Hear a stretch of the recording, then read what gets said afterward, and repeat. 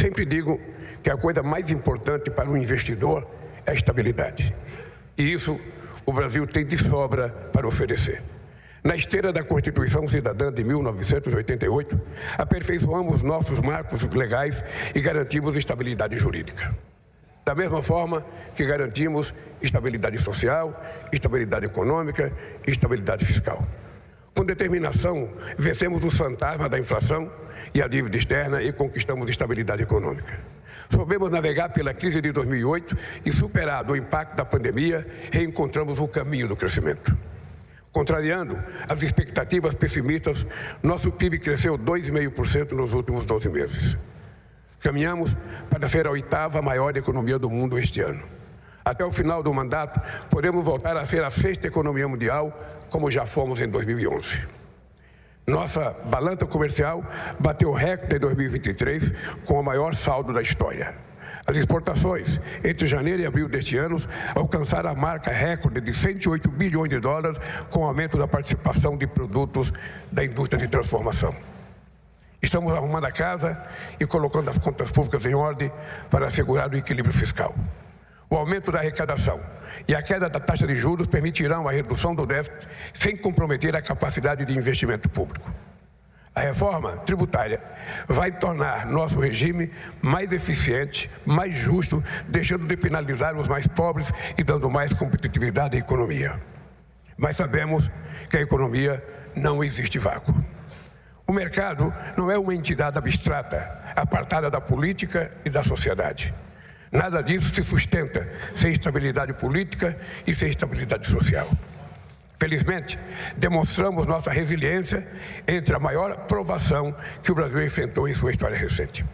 Nossas instituições sobreviveram à tentativa de desmonte do Estado brasileiro e a democracia prevaleceu sob os ataques de forças extremistas. O governo reatou o Pacto Federativo com estados e municípios, retomou o diálogo com o Congresso e voltou a respeitar e a cumprir as decisões judiciais. Por meio do Conselho de Desenvolvimento Econômico e Social Sustentável, a sociedade voltou a ser ouvida na definição de diretrizes e na formulação de novas políticas públicas. Recuperamos a capacidade de planejar o desenvolvimento e, enfim, pudemos nos concentrar novamente no que realmente importa, ou seja, melhorar a vida do nosso povo. Para isso, foi preciso recolocar o pobre no orçamento. Restabelecemos a política de valorização do salário mínimo e reestruturamos programas sociais. O desemprego no trimestre fevereiro-abril foi o menor desde 2014. O tema deste fórum é investir na dignidade e essa é nossa prioridade. Henry Ford já ensinava que os empresários só prosperam se os trabalhadores puderem consumir o que produzem. De nada adianta construir ilha de prosperidade cercada de miséria.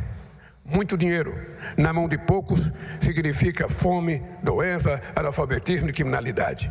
Mas se muitos, pelo menos, têm um pouco, a sociedade pode melhorar de vida. Meus amigos e meus amigos, eu, embora tenha trazido o meu discursinho aqui por escrito, para cumprir o ritual, internacional, eu precisava dizer algumas palavras com o meu coração. Eu quero que vocês saibam que o Brasil está procurando se tornar não mais um país emergente ou um país em via de desenvolvimento. Nós estamos determinados a nos tornar um país grande. E para que a gente seja um país grande, nós temos que pensar grande. A gente não pode pensar pequeno. A gente precisa definir claramente quais são as prioridades que esse país pode oferecer a qualquer investidor estrangeiro nesse país. Quando se fala da questão climática, quando se fala da questão energética, eu posso assegurar para vocês, com todo o respeito ao planeta Terra, não tem nenhum país que pode oferecer a qualidade das coisas que nós vamos oferecer para os investidores que aqui quiserem produzir, que aqui quiserem criar um novo ciclo de produção de energia e que aqui quiserem fazer as suas empresas crescer. O Brasil não vai jogar fora a oportunidade de se transformar em uma grande economia. Vocês sabem que este ano nós temos o G20 no Brasil. Nós temos o BRICS na Rússia. O ano que vem nós temos os BRICS aqui no Brasil e temos a COP30 aqui no Brasil. São mega eventos que podem mostrar a faceta do Brasil, a cara do Brasil. Nós não somos mais apenas o Brasil do carnaval, o Brasil do futebol, o Brasil da violência.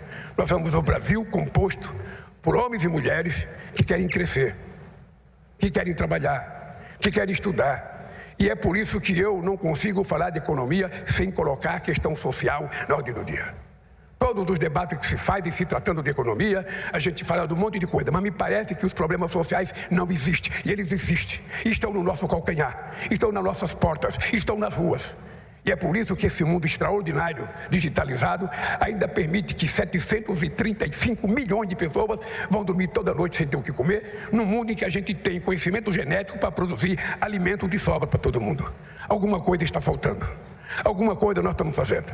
Nos últimos anos foram gastos quase 3 trilhões de dólares em guerra, quando esse dinheiro poderia ser gastado em paz, poderia ser gastado em investimento, poderia ser gastado em reduzir a miséria, a desigualdade e a pobreza no mundo.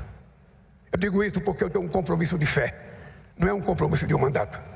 Só tem sentido um governante governar alguma coisa se ele tiver com o compromisso de cuidar do seu povo, de dar oportunidades a todos, de permitir que todos, sem distinção, todos, independente do berço em que nasceram, independente da cor, independente de gênero, tenham a oportunidade de se desenvolver, de crescer e de viver uma vida digna e ser uma pessoa respeitada na sua passagem pela terra. Esse país, entre 1950 e 1980, cresceu em média a 7,5% ao ano.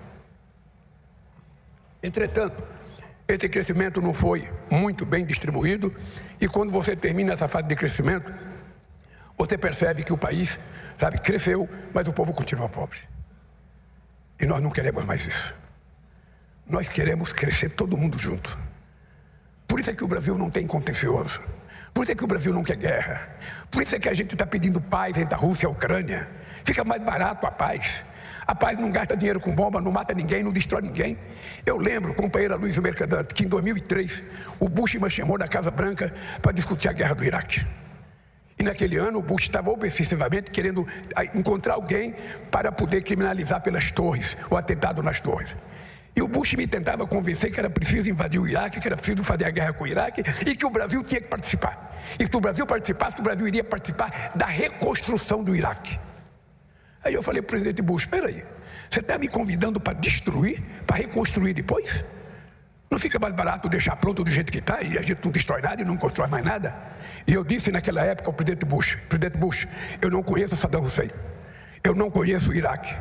O Iraque fica a 14 mil quilômetros de distância do Brasil. Eu não tenho nada contra Saddam Hussein. Eu tenho contra a pobreza e a fome nesse país. E eu quero governar o Brasil para acabar com a fome e com a pobreza. E conseguimos, em 2014, tirar o Brasil do mapa da fome. Ficamos um ano fora de governo, a fome voltou. Voltamos com 33 milhões de pessoas com fome. É importante vocês saberem, porque normalmente, quando a gente recebe gente rica, gente de dinheiro, a gente tenta esconder a pobreza. Não, a pobreza existe, ela é real e nós temos responsabilidade. Esse é o papel do governante.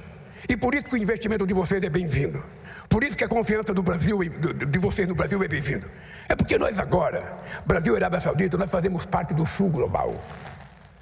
Nós não somos mais tratados como se fosse insignificante, nós somos do Sul Global. André, você sabe que é chique falar, nós somos do Sul Global. E nós queremos elaborar projetos de desenvolvimento que interessam aos países do Sul Global. Nós não podemos passar mais um século dependendo do Norte. A gente não quer nem tirar nada deles, a gente só quer ser igual. A gente só quer oferecer a mesma oportunidade que todo mundo tem. E nesse aspecto a Arábia Saudita é muito importante.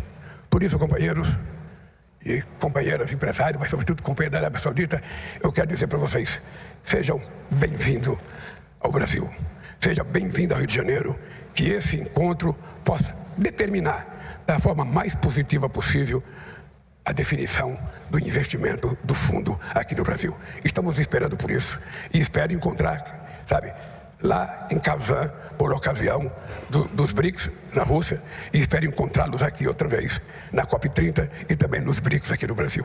E também no G20, que é importante saber que o G20 para nós é uma coisa fundamental, porque nós vamos tentar discutir 3 assuntos que interessam à Arábia Saudita. Nós vamos discutir a questão da desigualdade, nós vamos discutir a questão da governança mundial e vamos discutir a questão da transição energética.